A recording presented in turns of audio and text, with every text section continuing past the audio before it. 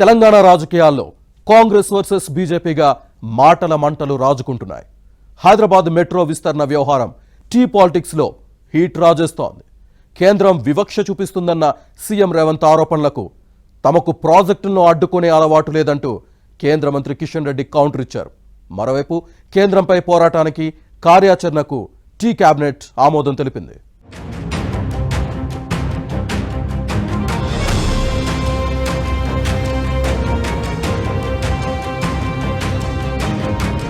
Summer season ముగిసిపోతున్నప్పటికీ తెలంగాణలో political heat సెగలు కక్కుతూనే ఉంది. ముఖ్యంగా కాంగ్రెస్ బీజేపీ మధ్య మెట్రో విస్తరణ వార్ మంటలు రేపుతోంది. హైదరాబాద్లో మెట్రో విస్తరణను బీఆర్ఎస్ బీజేపీ అడ్డుకుంటున్నాయంటూ సీఎం రేవంత్ రెడ్డి ఆగ్రహం వ్యక్తం చేశారు.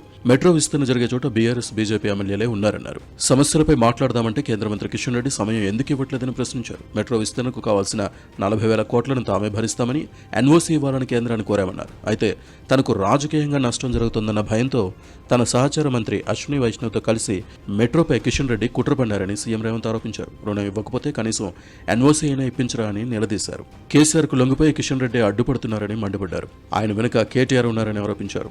కేటీఆర్ కుట్రలకు కేంద్ర మంత్రి సహకరిస్తున్నారని ఆక్షేపించారు. కేటీఆర్ ఇంత కిషన్ రెడ్డికి అంత తెలియలేదు పాపం. అంత శ్రమ కూడా చేసేంత ఇది ఉన్నాడు కాదు. కిషన్ రెడ్డి వెనకాల కేటీఆర్ ఉన్నాడు. ఈ కుట్రలన్నీ కుతంత్రాలన్నీ కేటీఆర్ తయారు చేసి చిట్టానికి ఆ చిట్టి ప్రకారం పనిచేస్తుంది.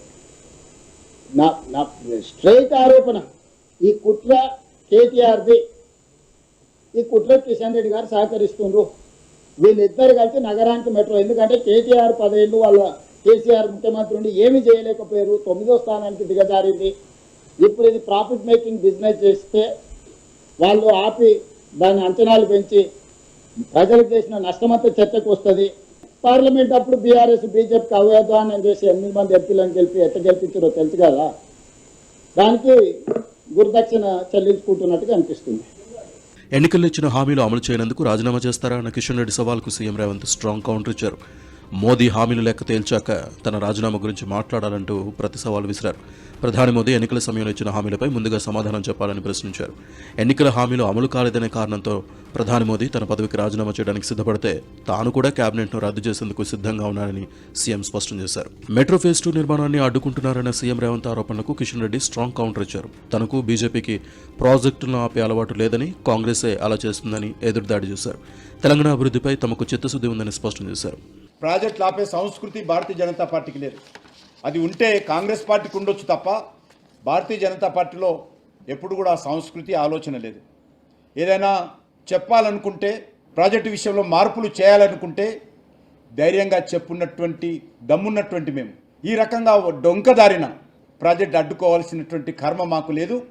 అది రేవంత్ రెడ్డి కోసమో మరెవరి కోసమో ప్రాజెక్టు అడ్డుకోమో, తెలంగాణ అభివృద్ధి కోసం ప్రాజెక్టులకు సహకరిస్తామన్న విషయాన్ని మరొకసారి మనవి చేస్తా ఉన్నాను. మొత్తంగా అనేక మెట్రోలకు సెకండ్ ఫేజ్కు, థర్డ్ ఫేజ్కు ఏ రకంగానైతే కేంద్ర ప్రభుత్వం సహకారం అందిస్తుందో, హైదరాబాద్ కూడా అదే విధంగా టెక్నికల్గా కానీ ఫైనాన్షియల్గా కానీ మరి చర్చించి రాష్ట్ర ప్రభుత్వాన్ని సహకరిస్తే తప్ప, ఇది తెలంగాణ కాబట్టి కిషన్ రెడ్డి గారు వద్దన్నారు కాబట్టి ప్రాజెక్టులు ఎక్కడ ఆగవు.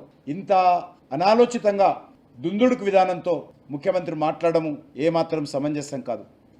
తన వెనుక కేటీఆర్ ఉన్నారనే రేవంత్ ఆరోపణల్ని కిషన్ రెడ్డి కొట్టిపారేశారు. అలాంటి చిల్లర మాటలకు జవాబు చెప్పాల్సిన అవసరం లేదన్నారు.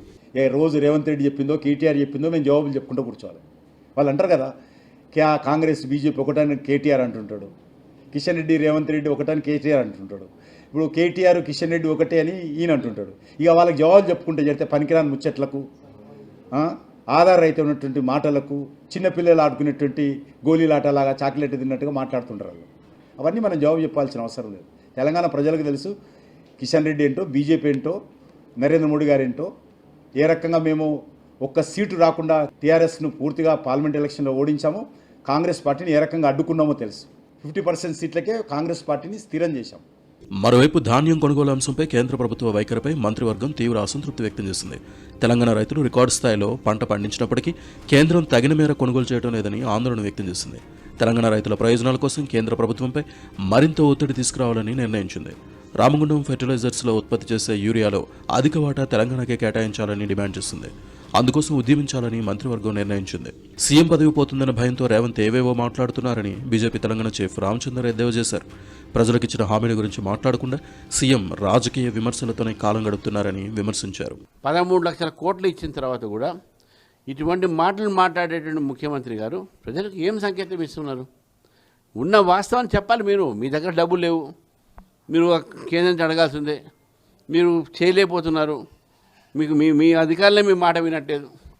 అందుకనే మీరు ఈరోజు మీరు మీ చేతకాంతనాన్ని బీజేపీ ఎంపీల మీద చూస్తూ ఉన్నారు. మా మంత్రి కిషన్ రెడ్డి గారి మీద సంజయ్ మీద చూస్తూ ఉన్నారు. ప్రజల్ని దారి మళ్లించేటువంటి ప్రయత్నాలు, రాజకీయాల్లో కొన్ని అంశాలకు ఈయన ఎక్కడ సంజాయించుకోవాల్సి వస్తుందో, ఎక్కడ వైఫల్యం బయటపడుతుందని చెప్పేసి పబ్లిక్ మైండ్ డైవర్ట్ చేయడానికి ఒక మైండ్ గేమ్గా మాట్లాడుతున్నారు. ఒకవైపు రైతు భరోసా నిధుల విడుదల, మరోవైపు కేంద్రంపై పోరాటానికి కార్యాచరణ వంటి పలు కీలక నిర్ణయాలకు తెలంగాణ కేబినెట్ ఆమోదం తెలపడంతో రాజకీయాల్లోనే కాకుండా పరిపాలనా వ్యవస్థలో కొత్త చర్చకు దారితీశాయి.